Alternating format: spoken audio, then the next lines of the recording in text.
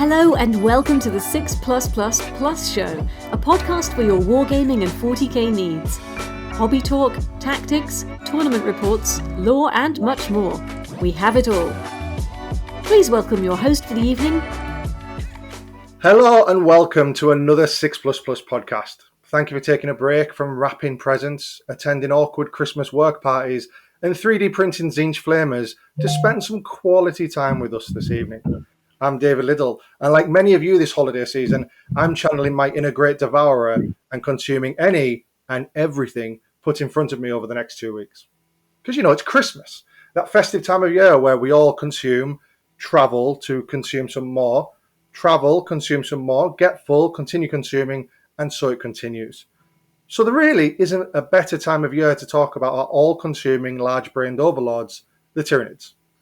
And, wonderful audience, I've even brought you a Christmas gift in the shape of Vanguard's tactical life form, Paul Bridge. Fresh from a stellar performance at the Leicester GT, we'll be discussing the state of Tyranids, and I'm very keen to hear about his journey with Behemoth in a largely Kraken-led community. So, hello, Paul. How are you? Hi, I'm good, thank you, and thank you for inviting me to this. Excited to get going.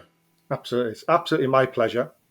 It's great to see some of the variations of lists coming out of Leviathan. I think yours is one that's really caught my eye, along with your teammate, actually, Michael Costello. So I'm very keen to dig into your brain and find out a little bit of your thoughts on Tyranids at the moment, and hopefully give some people some tips or some inspiration into building their own lists. Okay, no problem. But for those who don't know you, could you give us a bit of an introduction? How you got into the hobby, what armies you play, things like that? So I've only actually played 9th edition competitively. So I started playing in 8th edition. So I've not actually been playing long myself. I've lived in Cambridgeshire for sort of several years. I work for quite a big company, and it's quite a stressful job. So I was kind of toying with how do I deal with that stress. And I found something online, and I don't know if you're familiar with it, like a subscription called Conquest, which was like the Space Marines, Death Guard kind of subscription. And I thought, you know what? When I was a kid, I used to love all that sort of stuff. I'll start that subscription. I'll build some models. I'll do some painting, and it'll give me a break from my constant online life on a phone, on a PC. Meetings, interacting, and just switch off and just be myself in my own space. And I did that, and I ended up with all these Space Marines and all these Death Guard models, and then I thought, where do I go from here? Like, do I just leave them on a shelf, or do I do something with them? And I said I was living in Cambridgeshire at the time. I popped into local Games Workshop, and they were really good, and they kind of pointed me towards some clubs in Cambridge, and I found this really good club called Sons of War, it's a real great club for competitive play, but at the time obviously I didn't know any of this, so I just kind of turned up at the club, and they were awesome. I'm now really good friends with a guy called Richard Knight, so most people call him Reg, and he just kind of took me under his wing and kind of taught me 40k. So he invested his time, so every Wednesday night, where he could play absolutely anyone, he invested his time every week for, must have been months, to teach me how to play 40k. I probably got to blame him for me sitting here to a degree. So how long ago was that, Paul? Pardon? How long ago was that? 3 years ago. Right. Brilliant. 2.5 years, 3 years. It was just after 8th edition had started. I kind of got into it then. And he actually introduced me to competitive play as well. So I went to one competitive tournament just before COVID hit, but I didn't actually start competitive play until after COVID. So that gives you a bit of a time frame around when I actually started. I think LGT last year was my second ever tournament. All right, okay. Because you actually did really well in the UKTC last year. You came 23rd. So 23rd this year. I think I was 50. So I'm talking the year before. So I was 59th, I think. But bearing in mind that was my second ever tournament, and I went 4-1 at LGT, second ever tournament. And I thought to myself, do you know what he's taught me, and I kind of can get a hang of this. And it just kind of went from there. I obviously joined VT because I'm all about how can I do the best at what I do, work or hobby. And I stumbled across Vanguard Tactics, and that just gave me that kind of next step. I went in there thinking, do you know what? I know how to play the game. Yeah, I didn't know how to play the game at that level, and that was the massive, step change. So I play Space Marines, I play Death Guard, and I've played Tyranids for the last 13 months, and that is pretty much the only 3 armies that I play. Nice one, brilliant. And last year you played a bit of Death Guard until Tyranids came out, and then moved into Tyranids. And as I say, you came 23rd and very close to a top 10 finish, might I add. And with only a third of the season gone so far, so admittedly it's early days, you're actually number 1 in the UKTC at the moment. So I guess my question is, do you have a target for this year? Is there something you're looking to achieve, or are you just taking it tournament by tournament?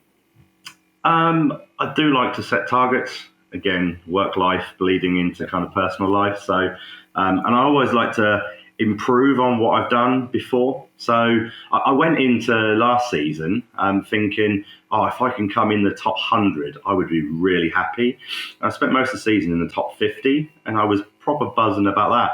And then, like you say, I got into the top 20 and then just dropped out and ended up 23rd. That was, a stellar performance for me compared to my expectations when I went into that. And yes, I started off as Death Guard.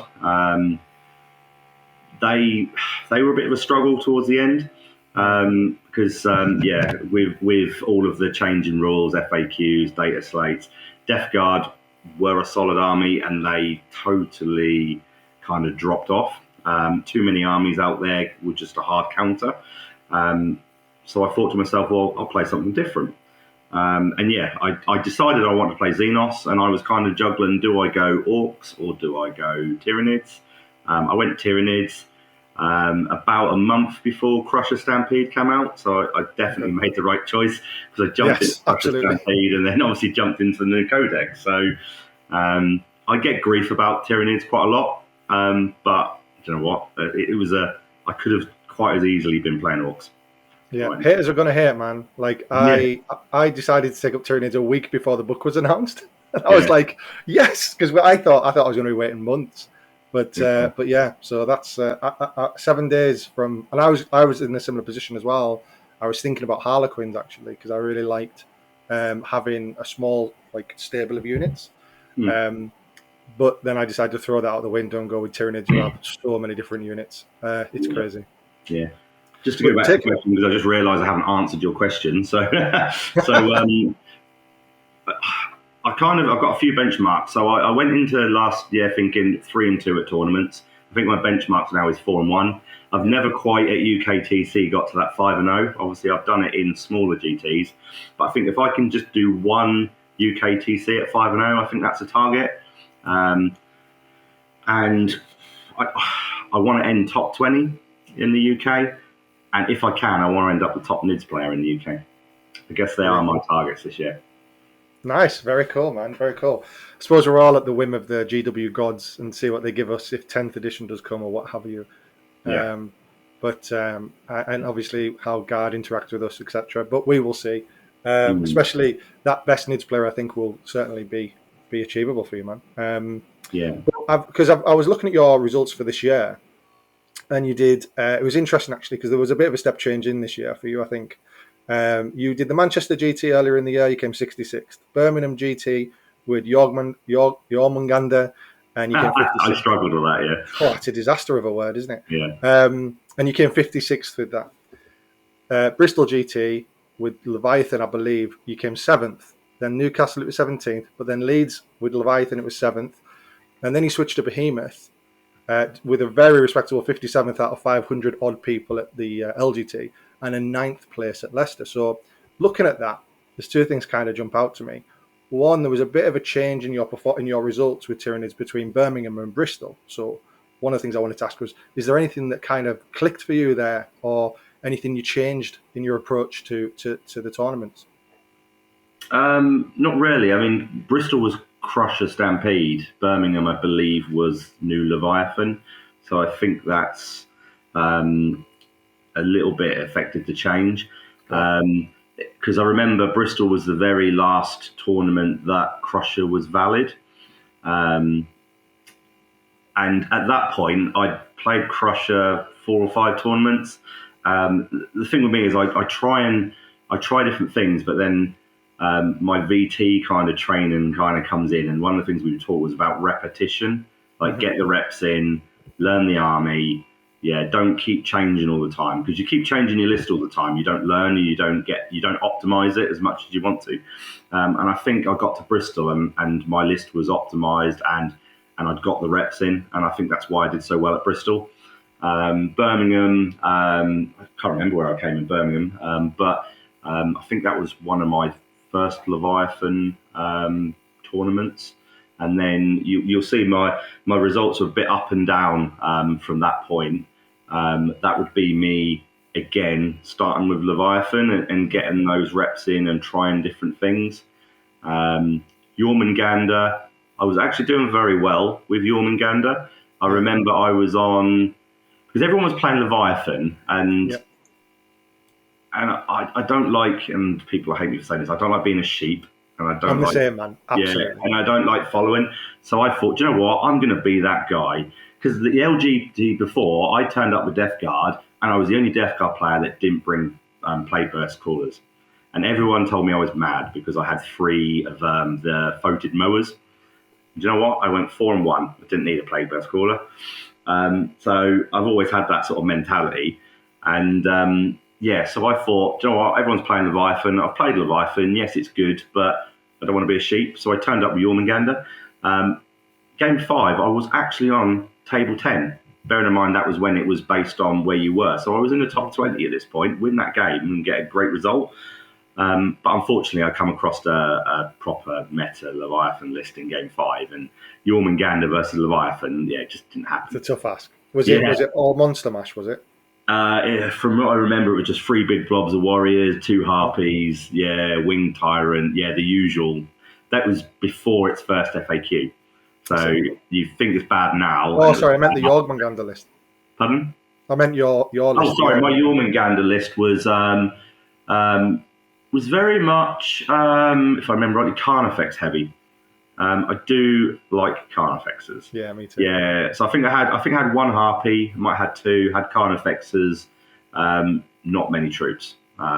Because Jormungandr leads into kind of monsters with OBSEC, so you kind of lean into that a little bit.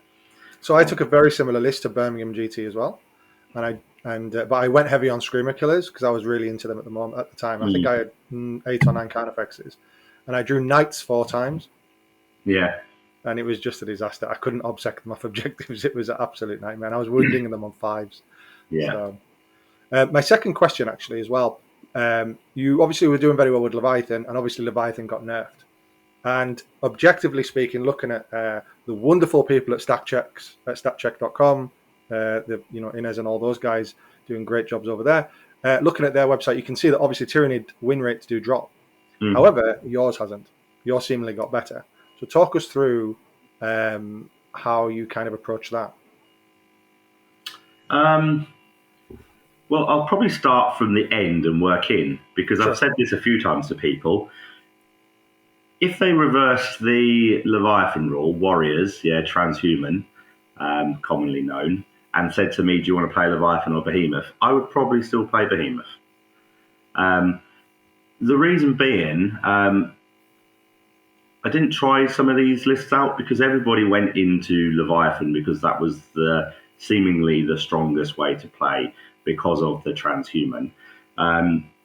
But what I've learned is some of these other Hive fleets, your Behemoth, your Krakens, your Hydras, there's so much more to them.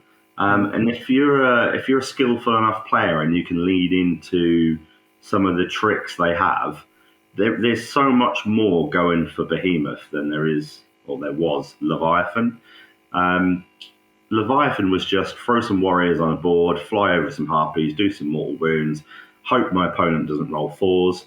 And that was pretty much the gameplay. Where Behemoth, are great on the charge. With leaning into Raveners, their reach is huge across the board. So they're a threat anywhere on the board. How I play them, like OBSEC is a real strength of mine. There's so many different like tricks to Behemoth that I didn't have with Leviathan, and I think people haven't caught on to that yet. I think everyone for context of those, Leviathan, they just expect you to charge at them and try and kill you. When you kind of sit back a little bit and you kind of bait them in, and they're like, well, hang on, what's he doing? And there's so many different elements to Behemoth, and as there is the other Hive fleets. But I'm just really enjoying Behemoth, and I think the fun factor as well is leaning into my results because, again, I'm a big believer when you're having fun, you make less mistakes. I tend to get over focused on things sometimes if I'm stressed about it or not having fun, and then that's when you make mistakes. Well, that's when I make mistakes anyway. But I'm just having so much fun with Behemoth, and I think that's leaning into my results at the moment. And you definitely hear the guys at Vanguard Tactics talk about that all the time, don't they? It's like you've got to love the army you're playing, otherwise it's a chore almost, or as you say, the stress level kind of kicks in. Yeah. But to your point though, right? So Leviathan got nerfed, and actually at Leicester, 6 of the 7 Hive fleets were represented at Leicester. That's like 244 players.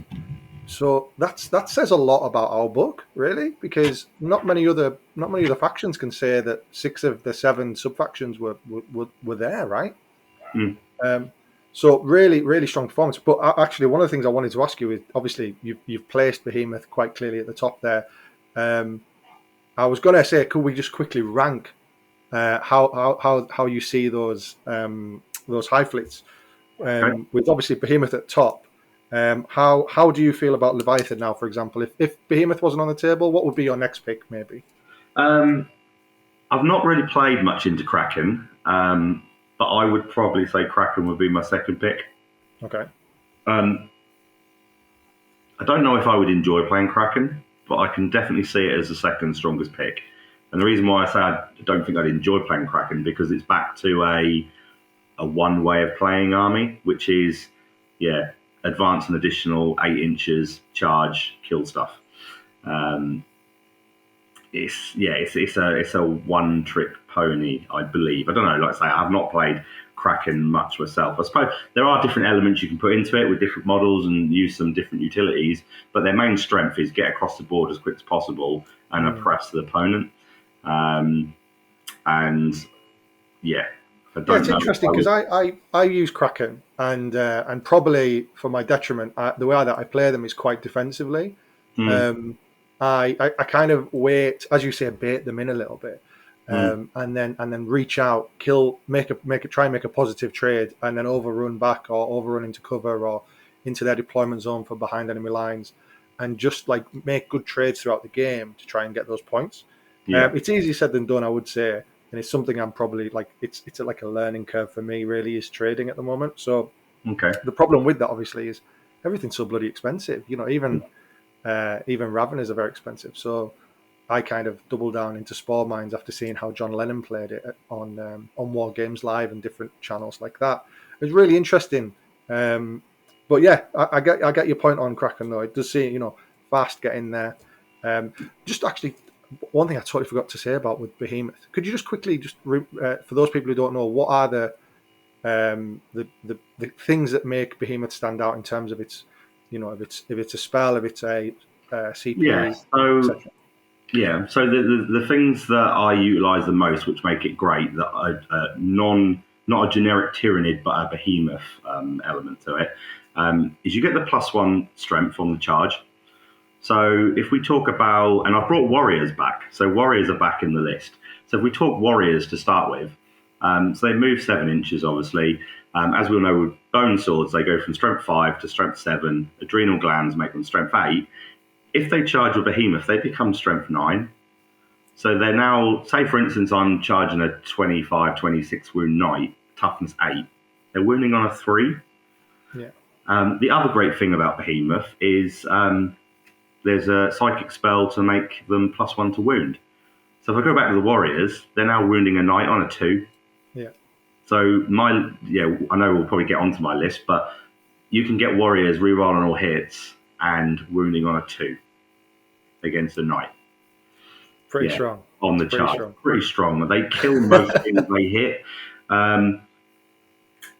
So it's pretty much the +1 strength. It's the +1 to wound, and then the stratagem that comes with Behemoth is the fight on death, that's commonly known.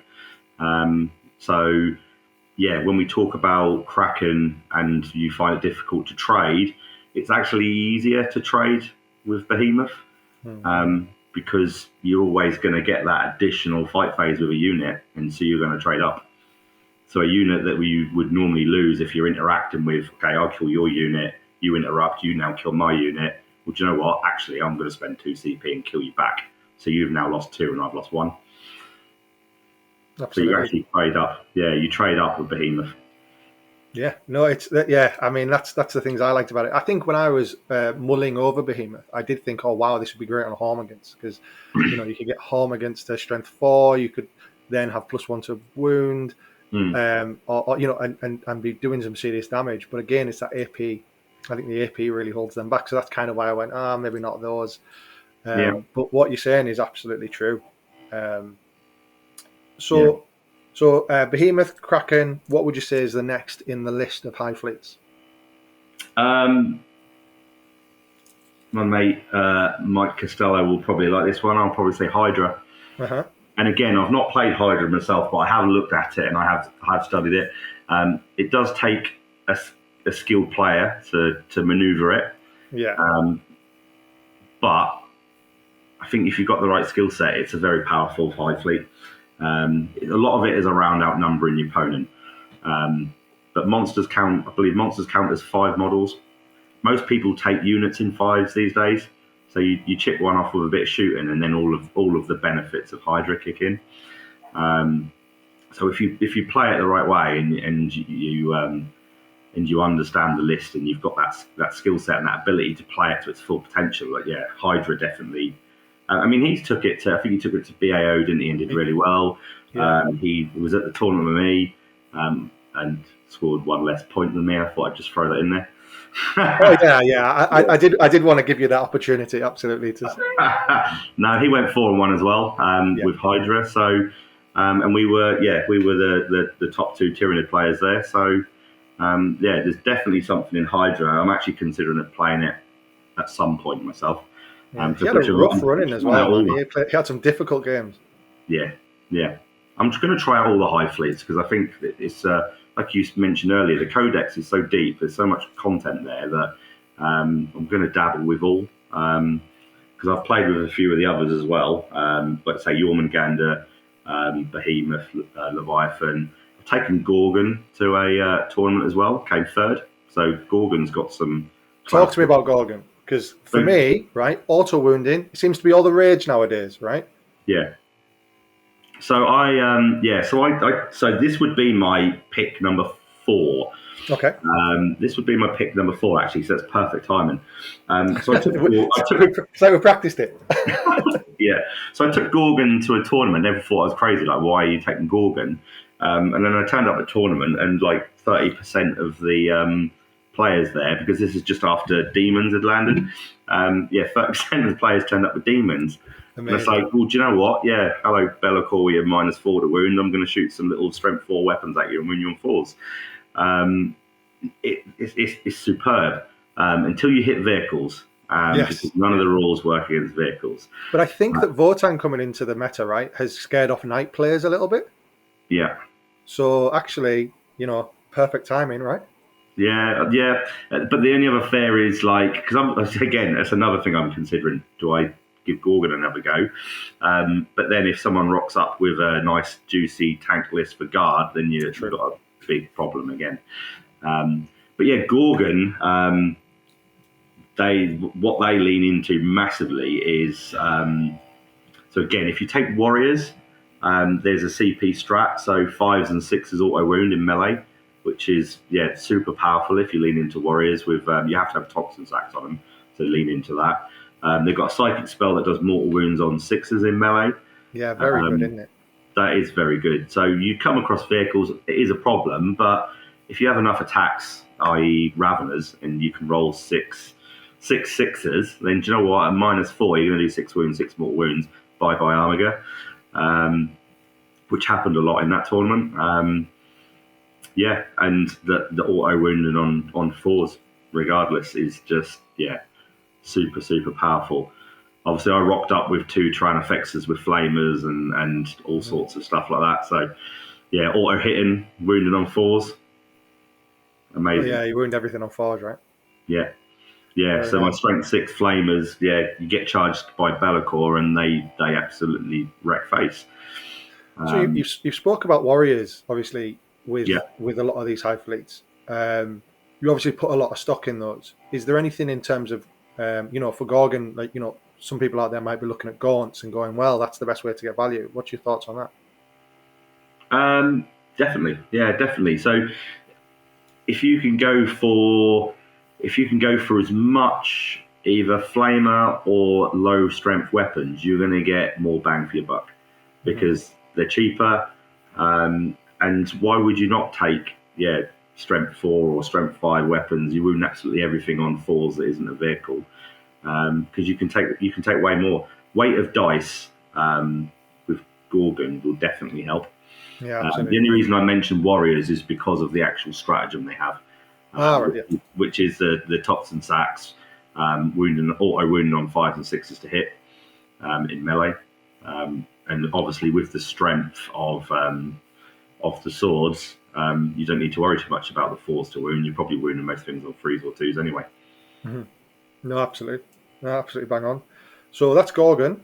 I'll give you your choices left. You've got Jormungandr, you've got Kronos, and Leviathan. So I think it would be Leviathan next. I have considered just trying it out and just running the old school list again. I think the trouble is everyone had a bit of taste in their mouth about warriors. They're rubbish now because they can be wounded on 2s, and just threw them in the bin. But as I've gone back into and I've lent back into warriors with Behemoth, they're still a very good unit for the points you pay for them. Like superb. The only issue with Leviathan is you don't max out your abilities by taking warriors because you've got units on the board that don't benefit, and I don't like taking units that don't benefit from the Hive fleet abilities. I think if you were serious about Leviathan, then you would lead into some sort of psychic monster mash like a double or triple Maleceptor, maybe go for the mortal wound type stuff. You'd have to run a very different list, I think, if you were serious about Leviathan.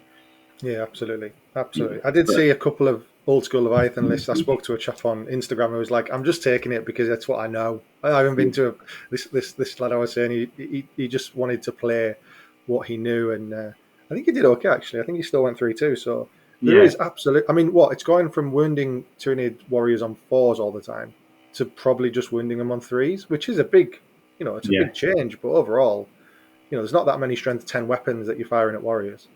No. So, fair enough. And you can still stick the Invuln on 1 unit per turn. So if you've still got a 5 up Invuln, 5 up Field Pin, it's still not like with Catalyst. It's still great. Yeah. But I think you say, you don't get those benefits of either like in cracking the -1 extra -AP or the +1 strength in Behemoth, and that really, you do miss it when you don't have it, don't you?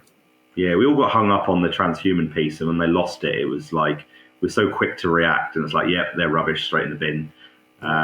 But actually, you go back and you think about it, and do you know what? They're not actually that much worse. I just like to get as much as I can out of my lists, and it feels like that you'd be lacking a little bit or not utilising it as best you can if you took a lot of warriors. You'd be better off. I think the key piece though for Leviathan is Hive Nexus, right? That for me is what a spell. It's just to be able to just put anything into 6s explode or or the Invuln as we pointed out. I think that's what sets it apart from the other things. Yeah, definitely. The other Hive fleets.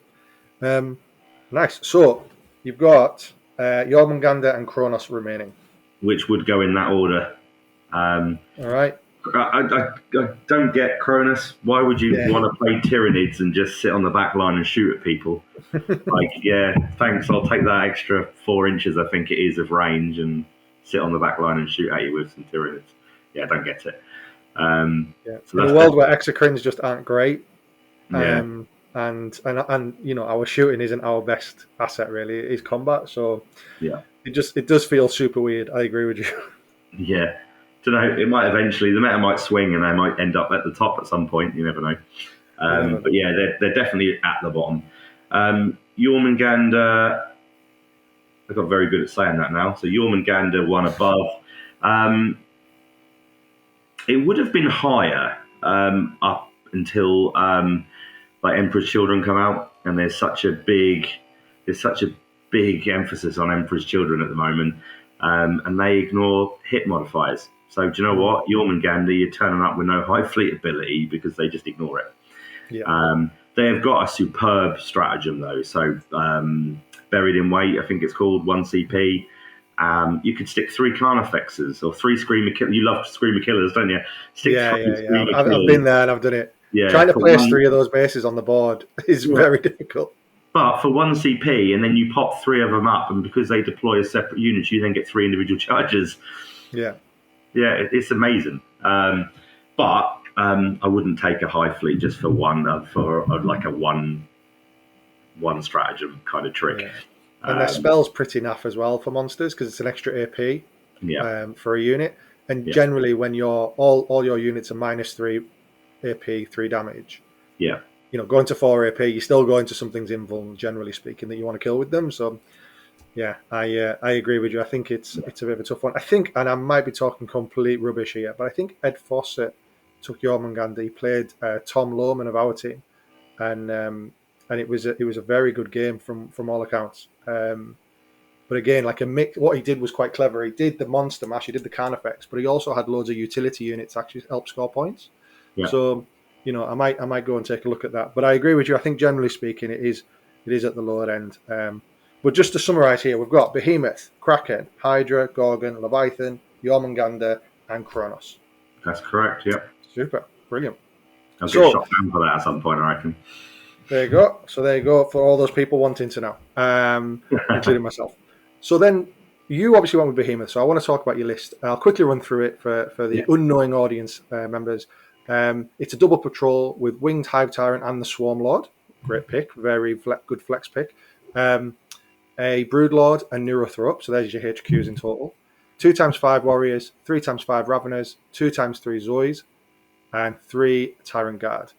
So, give us the lowdown. What's the story of this list and who are the star players? So star players, or the star player would be the Swarm Lord, definitely. I struggled a little bit with the whole 2 less CP for a double patrol, and he's quite an expensive model. But, yeah, worth every point because he's definitely the star player and he's definitely the linchpin of my list. So if you're watching this, kill the Swarm Lord as quick as possible. Yeah. Because his abilities that he gives are just so powerful. So he can give a unit, reroll all hits. He can make a core unit, OBSEC, at the start of the command phase, which, going back through my list, with the exception of the Neurothrope and Broodlord, everything else is either already has OBSEC or is core. The Raveners? Oh, that has core, sorry, yes. Yeah, core. Okay. Yeah, so they're either, so the Warriors are OBSEC. Because I've taken the Lurk biomorph that gives my big monsters OBSEC, they're OBSEC. Everything else is core apart from those 2 other HQs, which means that I can turn OBSEC on as long as they're within synapse on any of those units at the start of the command phase, which is super, super powerful. And he hits like a freight train. He holds an objective really strongly because he counts as 5 model OBSEC. Normally hanging around with 3 Tyrant Guards. So do you know what? That's 8 models, and you've got to shift the Swarm Lord. And he doesn't go down in a fight very easy. So when again, I'm going to use some VT stuff. When you start talking about non-negotiable objective that you want to hold, where you're going to fortify, he just sits there and he holds an objective all game, gives out orders, buffs my units, makes them hit 3 times harder than they normally hit. So it doesn't. It's not very often he gets too involved in the game. As in, you'd be mad to kind of charge him unless you've got something bigger and badder. Yeah, absolutely. He just I got, love this one. got so much of the list. Yeah. And then the second would be the actual Raveners themselves. So the Raveners, move 12-inch, standard advance and charge with Tyranids for 1 unit. Because of Behemoth, they're now strength 7. So do you know what? They're wounding most things on 3s. +1 to wound, and now wounding most things on 2 with AP 4. So they're getting most things to 5s or 6s unless they've got invuns. Superb units. 4 wounds, so most things, with the exception of Master Blasters that I hate, do like maximum 3 damage. It's not many 4 damage things out there apart from them. It's ridiculous. You're going to guess the answer to one of your questions in a minute. 4 damage is just awful against Raveners. Most things it takes 2 hits to kill them. And if you imagine they're like buffed up with Catalyst and 1-turn invuns as well, they're even harder to budge than Warriors. People hated Warriors. Raveners are even harder to budge. I'm always amazed at people. Well, I'm always amazed by what Raveners do and how many wounds they have. Like the amount of times those guys and Paravors are the units in the Tyranid list where someone will say, "How many wounds do they have?" And you go 4 or 5 for Paravors, and they go, "What?" Yeah. I know. Everyone's worried about the Warriors. The Warriors are the actual things that have the least amount of wounds. Yeah, absolutely. Yeah, everything else. God, if they had 4 wounds, I think we would have had a even better 2022. Yeah, it's funny. Like I always get a game where I have an opponent where you kind of all games like, how many wounds has Zoneprip got? 4. How many wounds have your Raveners got? 4. How many wounds have they got? Have a guess. It's 4, isn't it? Yeah. Toughness 5, 4 wounds. Move on to the next unit. Yeah, apart from the Warriors, it's 4 up. So you alluded to this just there. You didn't choose the Behemoth standard adaptive. You instead chose Territorial Instinct. So for context, the Behemoth adaptive is reroll charges, which in your list would be an awesome adaptive. But you opted to go for the OBSEC monsters. I love that choice. Talk us through it. I think it is because of the speed of the army. So I don't go, as we discussed earlier, I don't go all aggressive. Terrain really helps at UKTC tournaments. So you're able to maneuver. When you move in 12 inches and you can advance, you're able to maneuver from terrain piece to terrain piece. So you can pick your moment when you want to charge. And then you've got a 12-inch move, advance and charge. You're so close by the time you charge, you really don't need that reroll. And if you're careful with your CP, and my list is tailored to take some great secondaries like Psychic Interrogation, Cranial Feasting, where I'm recouping some of that CP. So if I do need to spend the occasional 1 CP, do you know what? That's not a problem. The OBSEC is more powerful for me because I can not worry about that one objective. That one objective all game. It's not going anywhere. Because chances are wherever Swarmlord is, Mr. Winged Hive Tyrant is not far behind, because that's where the Tyrant Guard is. And his threat range is huge, so he can just sit there and threaten the whole board. It's a very well thought out list, is what I think, Paul. Like it just all adds together. It's really clever. Like I find with Kraken at the moment, it's very CP hungry because you always want to be advancing. You always want to be making sure that you're hitting that charge, or etc. And I think the way that you've planned this out, and you can afford to use that 2 CP because actually your stratagems aren't an integral part to how your army plays. No. So they're just the added Brucey bonus, I suppose. The core of the list is around the rerolls. The Winged Tyrant gives the +1 to hit the reroll 1, so you hit on 2 reroll 1s. That's the most powerful piece. And then it's the Behemoth Psychic that makes it extra powerful. The CP, like I say, I've tailored into Neurothrope with the +2, 3d6 casting. That Psychic Interrogation is really important. He rolls an average of 10+, which gets me a CP every turn.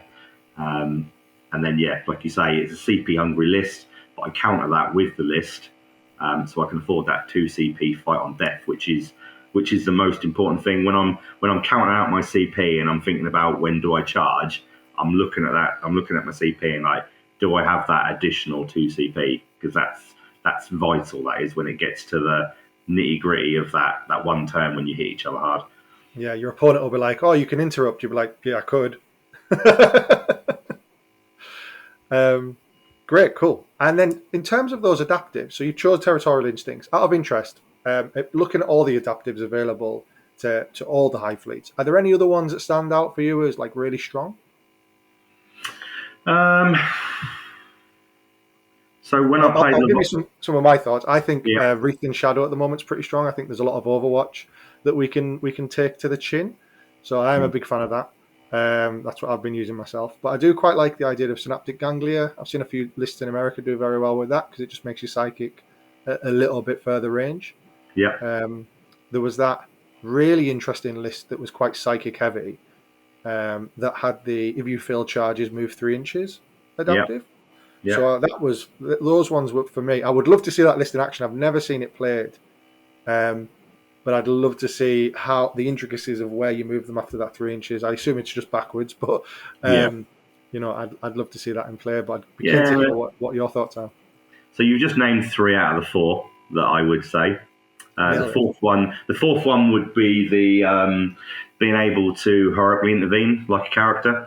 So I used to take that all the time when I played Leviathan, because Leviathan struggled a lot with OBSEC apart from the Warriors. So if you had anything else in your list, just being able to sit on an objective in a way that if someone towed on with more models than you could just heroically intervene into them and kill them, was super powerful for Leviathan. Not so much needed in my list at the moment because of the absolutely not. Yeah, but I have looked at like say the psychic ganglia. I think it's called. I can never remember the name of these things, but the reroll denies and the extra 3 inch. So imagine like you had 3 big blobs of zone throats smiting from 21 inches away. It's amazing. I do like zone throats. They're quite costly, but they do hit hard and they ignore invuns and everything, don't they? Just straight through unless you've got to feel no pain. I think it's what opponents hate the most because you just go, right, I'm just going to roll these dice and add 3. Okay, super smite, 9 mortal wounds. And they just look at you like, that's cheating. I know. And I didn't realise how painful it was until I played against a mate of mine, Connor Nichols. He plays for Misfits. He lives King's Lynn way, so he's not far from there. And he was running 2 decimators with a soul burner petards. So just rolling dice and doing mortal wounds against me. And it's like, that's disgusting. And it's like, well, you play zone throats. And a Malice Scepter at the start of the year. Yeah, it's the same thing. 24 inches away, I can't do nothing about it. Yeah, take 6 mortal wounds. There you go. Disgusting. So you've mentioned this briefly about what secondaries you're taking. I wrote down here you take Psychic Interrogation. Or Warp Ritual, depending on... That was going to be my next question. So. Yeah. I mean, I tend to lean more to Psychic Interrogation because, as we discussed, the CP hungry list. But if I know that's going to be a problem, then I would lean into Warp Ritual. So if I'm against an opponent, I think, you know what, they might deny 1 or 2 of these, then I would go Warp Ritual because I need to get 3 out of 5, so I hedge my bets a little bit. If and I that centre objective, your Swarmlord loves standing on that centre objective. Yeah, basically, yeah. Very nice. And then you've got Cranial Feasting, which again, speaking of regaining CP. Yep. Yeah, Cranial. So absolutely anything on the board can earn you that. The thing you have to be careful with that is if you're against a clever opponent, they will switch on to the fact that, you know what, if I get shot, I'll take the sergeant off. But as long as your opponent's got 2 or 3 characters and you can get to them, you're always going to score high. And I love it when that moment comes along that you manage to get... I did it against a Voton opponent at Leicester and sneak some Raveners around the back, get to his Warlord, 3 points for a character, 3 points for a Warlord, roll a 4, eat his brain, 9 points for killing 1 model, thank you very much. It's so good. If you pull it off, it's an amazing secondary. And I don't think I scored less than 13 points for Cranial Feast, and I took it every single game. That's Yeah. really strong, and I think I was leaning towards assassination because I had loads of spore mines, and spore mines are just wonderful at hunting down characters. So whenever I take cranial feasting, I'd end up in this spot where I go, well, I can just kill, for example, Be'lakor now with spore mines, or I can risk a charge into him and what have you. That's But where I think where with the your list list, building is because there's more important. spore mines, it absolutely works. Yeah, that's where the list building is important because Yeah. I don't have a lot of shooting, so it's easy for me to, do you know what, just focus on the melee and shoot at the stuff that I'm not too worried about. If I have to clear a few units off and they remove a few sergeants, I'm fine with that because ultimately it's the characters I want to get to. But it's very rare I find myself in a position where, do you know what, I'm going to shoot that character because normally I'm so close to them, then I'll just charge you and kill you, get the points. But yeah, cranial feasting definitely. Banners would be the third one. Yeah, Banners is much stronger now since the rules change. And as we keep alluding to, my list is super strong when it comes to OBSEC, especially how the rules work now. So even if I potentially lost it because I've got 5 non-OBSEC models, I can switch them on and make them OBSEC and hold it. And there's so many tricks because of the start command phase, end of command phase rules. There's so many little tricks you can do there. But holding those banners, I only need 2 a game. Swarm Lord again is probably standing on 1, and then I just make sure that I keep pushing his OBSEC onto that second banner of units. Two a turn, and then once you've got that final push, throw up another 2 or 3. I think I got minimum 10, 11 points on banners every time I played it, which is solid. That's so good. Yeah. Is behind enemy lines on the radar at all? Yeah, so they were my main 3. My list is tailored for R&D, engage, behind enemy lines. Yeah, and synaptic insight, which I took once against a nice guy that had custodies with loads of 3 wound models, because that's where it really works. You have to be careful because of the Raveners at this point are not doing a lot for me, because yes, they'll deal a lot of damage, but I need to be careful that they don't kill anything. So they were doing more chip damage against his dreadnoughts. So then my zone throats, my winged tyrant, my warriors could actually do the killing blows. And yeah, I played it once and I maxed it out at the 12 points that you can get for it. I took it against Custodies. I think it's only them that it works with, really. Custodies or a Terminator heavy Death Guard I've used it against. Deathwing, yeah. Yeah, Deathwing as well, yeah. So anything that's Terminator heavy is perfect. Yeah, perfect for it. It's trying to explain it to your opponent is a nightmare, though, right? Because you're like, well, I get 1 point for killing something with 3 wounds, and then if I get 3 points, then if I get 4 points, then I get 3 points on the secondary. Or 6 to 9 is 2 on a tally. You start talking about a tally. That's 1 on a tally. That's 2 on a tally. That's 3 on a tally.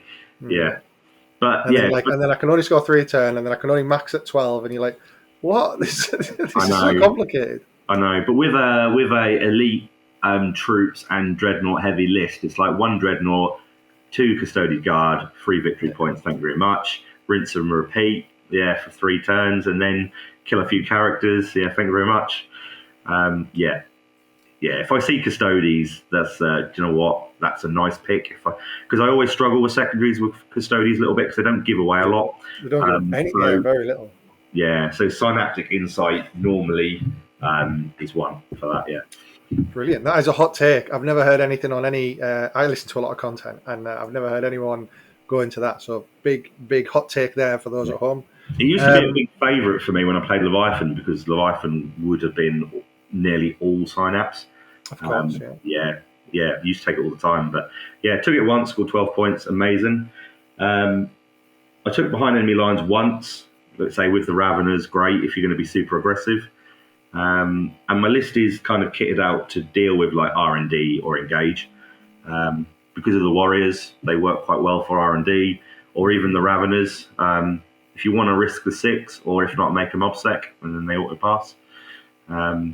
Another reason why the Swarm Lord helps. So hence, MVP. Yeah. Man, it's like the Matrix. It's like you're in the Matrix. You're like, yeah, and then they've got OBSEC, and then they're doing R&D. I love it, mate. It's very good. But so for context for those listening at home who might not know the results from Leicester, the lowest. So out of the 5 games you played, the lowest you scored was 88, and your only loss you scored 90 points, which is it's not a bad. I mean, if you've got to lose with 90 points. Yeah. I suppose. If you could give us top line, what do you think the difficult matchups are for Nids for your list and also Nids in general at the moment? Definitely for my list, it's Emperor's Children. I kind of alluded to that earlier, didn't I? Bile for definite, because my army is all about melee and trading upwards with my 2 CP fight on death, and they do it for free with everything. So that's not a fight I can win, unfortunately. I don't like going into games thinking I can't win this, but Bile is, unless my opponent does something drastically wrong, that's not a game I can win, really. Tau, I suppose, would be a problem for me now. Very optimized shooting, which I don't like. So unless I can hide very well and get close to him or her, then that's a difficult game for me. Although it's strange though, because I've never lost to Tau, but then I was playing Leviathan with Transhuman. Yeah. So I think with my current list, I would struggle against Tau. And then I've kind of question marked guard if and when. Indirect. And I think they're going to be a problem for me. Yeah. Very cool. All right. And obviously, you've gone through the list. You've talked about who are the big players. Let's do that generic list breakdown question where we ask: are there any units you're considering removing, or any units in the list that are tempting you? So I do that. Yeah, so I do that after every tournament. I kind of look at my games, and I look at some of my kind of friendly matchup. I say friendly matchups, like when I play on a Wednesday or a Tuesday night against other people in the local area. These are all guys that play like top 50 in the UK, so they're not ever really any friendly games. Yeah. So I always learn something. Like I say, the bloody decimators just do mortal wounds, and I can't get at them. It's given me nightmares, that has, for days. Thanks, Connor. So after all these sort of hard games or tournaments, I think about this every time. So at the moment, what I'm thinking is the only reason the Broodlord is in is just to be a nuisance, deploy him up like high up, play havoc with my opponent's psychic turn 1, chuck a banner up, and his imperative for light cover. Okay. But it's not the greatest. It comes in play occasionally, but probably not the greatest. So I think I probably might take him out. 120 points, isn't it? 120 points. I mean, it did some work for me, and he always died turn 2, but he was such a nuisance to everyone else. He was just that guy that just like, do you know what? I've now got to go over to that side of the board that I don't want to go and deal with him. But it's not a necessity. That's probably the one thing in my list that I could just do without. And then I'm thinking about potentially just taking one unit of Zone Throats out, just going for 1 rather than 2. Mm-hmm. Because then I would be able to trim a few points off my warriors, maybe lose the adrenal glands so that they will only max at strength 8, but strength 8 is still good enough. And then I'd be able to put 2 Carnifexes in with venom cannons. Gives me a bit of range to deal with that annoying decimator at 24 inches away, or something that's just quite happy to sit across the board and make me come to them, and I lose a whole load of troops through 1 round of shooting. Carnifexes are really good. And they're OBSEC in your list as well. Pardon? And they're OBSEC in your list as well. And they're OBSEC in my list, salvage, which is why, I fiddled around the list, and I could make one of them have a 4-up Invuln. I could give the other one Spore Cysts. For those who don't know, that would make them have light cover. So I would have I'd have a Carnifex on a 2-up, 4-up Invuln, another Carnifex on a 1-up save against range, just sitting there with some venom cannons. Because they're core, I can make them re-roll or hit on 2s, re-roll 1s. they fit into my list and pick up all of the optimized benefits without having to change anything else. So yeah, I think that might be what you see change. I think it might be Zone Thropes and Broodlord out, a couple of Carnifexes in, because I do love Carnifexes. I've got 9 of them on a shelf in my workshop. I just love Carnifexes. Yeah, that's the thing with Carnifexes. You don't have 1 or 2, you have 9. Like I think I've got 8 or 9 in one of my boxes, and I'm just like, I love getting them out and just being like, let's move forward. And they're there for my annual Christmas game. So I'll mention Reg again, Richard and I. So every year we have an annual Christmas game, and we tend to pay like 4,000 or 5,000 points. That's when the 9 Carnifexes come out, and it's like 9 hours of Warhammer. Yeah, goodbye to everyone else for a day. Yeah. I'll be back tomorrow, love. That's what we're doing on the 28th of December. You won't see us for a day. Oh, brilliant. Perfect. So I've got a couple of units I'm going to rapid fire some units at you, and I want you to give me a very quick, instant response on what your thoughts are of them. So, spore mine generators, such as Biovards and Sporocysts. I think they've got some clout. Not my thing, though, to be totally honest. Fair enough. Old One Eye. I love Old One Eye, but in the right list. So I have an Old One Eye. He's been commission painted and he looks immense. If I was to go for a different type of Behemoth list, if I went all Carnifex, he would definitely be leading the charge. Very nice. Death Leaper and or the Lictor. So Death Leaper, actually, if you'd asked me other units that I was considering putting in, Death Leaper was on that list as well. He's so good. Yeah, I went to 2 Carnifex, but my initial thought was take out the Broodlord, put a Death Leaper in, because it's a straight swap, isn't it? So, definitely a solid unit if that's the type of game you're playing, especially if you, buff him up a little bit. Yeah. Oh, absolutely. And if he went on the charge, he'll be strength 8, and you can give him +1 to wound as well, and -3, 2 damage each. My favourite thing is if someone's taken Warp Ritual or Psychic Interrogate, and you just beeline him for their Psycho who's doing that action. You're like, you can't do that action now. No, he's amazing. Him and the Parasite as well was another one I was considering. But I keep going on about these Decimators, but after these Decimators, I decided, Venom Cannon, a couple of Venom Cannons in my list, because that is what I'm lacking, the shooting. So and they can deal with a lot of maybe Tau problems as well. Like, if there's a hammerhead staring you down the other end of the board, you can get in range and shoot that, perhaps. They can deal with Tau. They can sit opposite Master Blasters and probably give their own. Very cool. That's where I'm going. I went off the Death Leaper Parasite journey and went to Carnifexes. Yeah, and also those are 2 characters you want to get in the mix at least at some point in the game. So you're just giving up Assassinate, aren't you? Yeah, basically. Cool. Maliceptor in current meta. So Maliceptor in current meta, I really rate. So if you look at my other stats, so my only GT win this season has been with a Maliceptor, and I came 3rd with Gorgon with a Maliceptor in the list. Maliceptor on its own, maybe not, but I was playing a Maliceptor Venom Throat combo. So you're -1 to hit, and then he does his action. You're also -1 to strength. So for that shooting army where you're now -1 to hit, and all my strength 8 weapons are now strength 7, so I'm wounding a Maliceptor on a 5, frustrating as hell. And he dishes out a load of damage as well. So Maliceptor in the right list with the right combo, and I would probably say take some Venom Throats. But if you're playing Emperor's Children, that all gets ruined. Very cool castle up strategy there, right? Of getting everyone in that radius.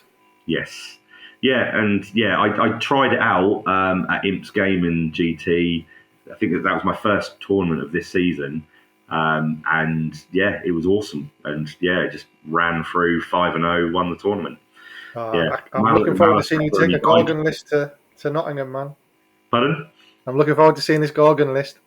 I don't know if I'll take Gorgon to Nottingham. I don't know. I might. I might. Need to see what changes between now and then. Oh man. It depends if anything changes. Yeah, and then the last one on this list, and these are units that I sometimes see in lists and think, oh, look at that, that's interesting. The once much loved Pyrovore. So if I went Gorgon in Nottingham, and you keep mentioning it, I'd have Pyrovores in my list definitely. Because you know what? Why would I not want to shoot 2d6 strength 4 at a toughness 8 monster and wound him on a 4? Yeah. It's just so good into demons, right? Yeah. In Gorgon, Pyrovores definitely. I own 6 Pyrovores, so they'll have to come off the shelf at some point. Yeah, I think the only problem they suffer with at the moment really is Armor of Contempt. It just makes them, as soon as the Space Marine's in cover, you're like, oh, I guess I'm on a 2-up save. I guess you're on a 2-up save, or even on the strong profile, they're on a 4-up. Yeah, that is the problem. Unless they can get close enough, then obviously they get more strength, more AP, don't they? But But I think in Gorgon they've got some clout. And I think if any of the other Hive fleets, not so much. Yeah. So we're saying you're at Nottingham. Is Nottingham your next event? So Nottingham is my next event I'm playing in. I am organising events as well next year. So, like I keep saying, I've been playing in Cambridgeshire for pretty much all my kind of Warhammer experience. And one thing that everyone's always been saying is there's never any tournaments in Cambridgeshire. So one of my mates, Lewis Elms, does Saffron Slam, which I know some of the 6++ guys have been to. I've bumped into Chris there before, and Jamie Clifford. So I've played Jamie Clifford a few times, tournaments and casually. And I got together with Lewis and was like, well, should we kind of grow this? And there's such a big void in Peterborough, which is where I live. Lots of people around Cambridge. Lincoln is north. There's Kings Lynn. There's so many areas where people play. So we've decided to kind of branch out and do Saffron and Peterborough Slam now. So starting next year, we're going to be doing 5 GTs in Peterborough. And we're still, obviously, Lewis is still running the Saffron Slam in Saffron, obviously, 4 or 5 times a year as well. So there's going to be 10 tournaments between us probably in the course of a year. First one is January the 7th and 8th.